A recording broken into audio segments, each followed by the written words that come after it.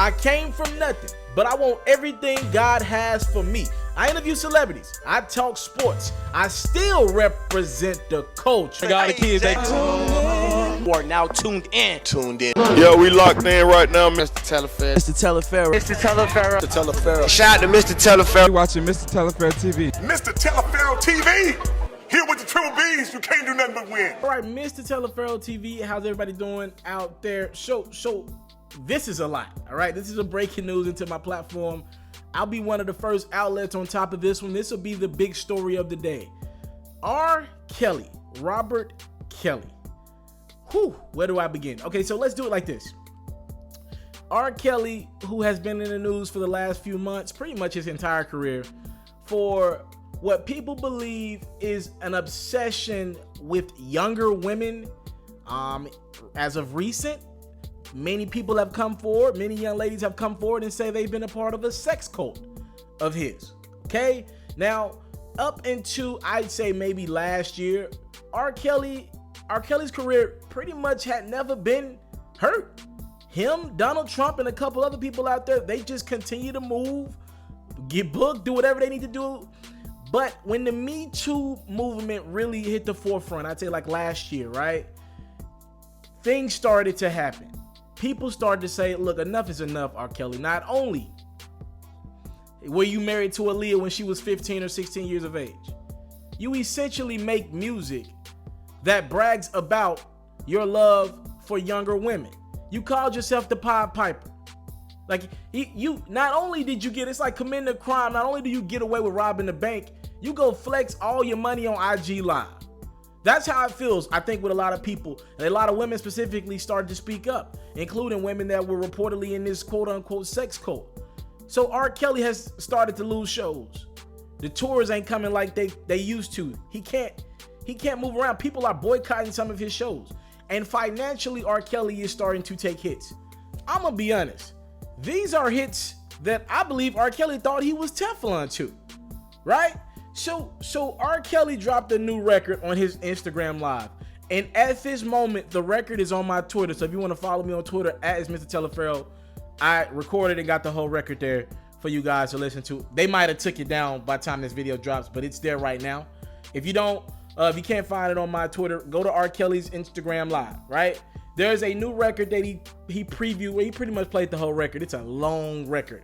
It's called I Admit It. And since, I mean, obviously it's not an official record, so the lyrics are not available yet. But yo, we got to talk about some of the shit R. Kelly is speaking on. Yo, R. Kelly said, look, I admit it. I have an infatuation with younger women.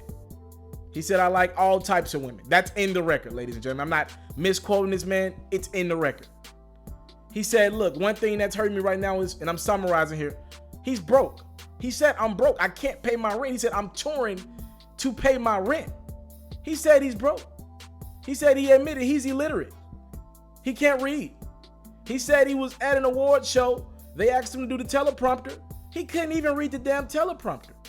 He pretty much played the victim role in the sense of his whole career. He said he had to be a man at the age of 11. That's in the record. He said pretty much it was either going to be a jump shot. And by the way, R. Kelly was nice in basketball. It was either going to be a jump shot that got him out of Chicago or that music. And he took the music route. And it's worked for R. Kelly, right? So he said, look, Aaliyah, I loved her. That's sick to me. By the way, he was like 29 when Aaliyah was like 15 or 16. Said, I loved Aaliyah. He brought up a conversation that he recently had with Wendy Williams. Wendy Williams talked about a little bit on her show when she said R. Kelly opened up a lot of stuff. He said, look, Wendy Williams asked me about me peeing on the chick in the video from years ago, the infamous video. R. Kelly said, I told Wendy Williams, hush. You can take that for a grain of salt. I don't know what that means, right? Speaking of media personalities, R. Kelly brought up Tom Joyner and Steve Harvey and his love for them and how he feels as if though they should have his back right now. These two personalities, I believe, who've said they're not playing R. Kelly's music, if I'm not mistaken, anymore. Tom Joyner for sure. Not sure about Steve Harvey. But again, R. Kelly believes these big black radio personalities should have his back right now. Again, he said he's broke. He said the allegations against him from some of these women are false. He says everything he's doing with women is out of love. He said he can't believe people are trying to take his career away from him because he likes a few girlfriends. Though he never admitted to having a sex cult, he did admit that he believes the root of his problems is because he likes to have a few girlfriends. And he acknowledged that he doesn't believe it's fair for people to judge how he lives his life. How can you judge what he does? And this is not me, this is R.Kelly, this is what he said. How can you judge him for wanting to have multiple women, young and old? He said that. This is a crazy record. Again, the record is called I Admit It. You could just take that. When I heard the record was called I Admit It, I'm like, yo, what the? He feels like he has to make this record. He put his heart in that record. He wanted to live his truth. It's a sick truth in my opinion, but it's his truth. So I guess with what I've summarized to you guys, and please, I wish y'all to pause my video right here, go listen to the record and come back to my video, because I want you guys to, obviously for copyright, y'all know why I can't post the record, and y'all know I would love to post a record for y'all. But I want you guys to give your honest opinion about this. This is a very deep conversation. Should there be sympathy for R. Kelly in any way? He's claiming that the reason why his life is the way it is because of his upbringing. Now, I'm 24. I think about bringing kids into this world one day, potentially a daughter. And I'm sorry. As a young man, I find it hard to have sympathy for R. Kelly. Made millions of dollars. The only reason why he's addressing this right now is because, like he said, he's broke. Said he can barely pay his bills.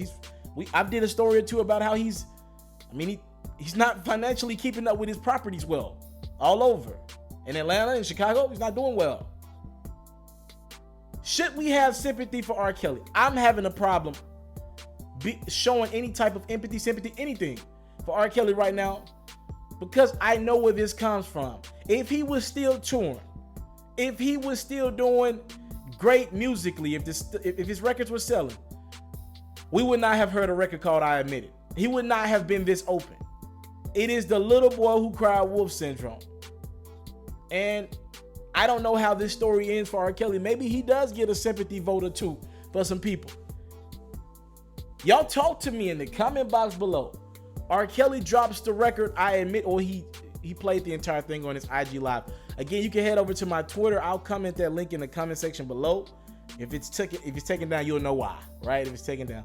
If not, go to R. Kelly's Instagram Live. He plays the record in totality. Yo, this is some deep dude opening up about he's talking about Aaliyah.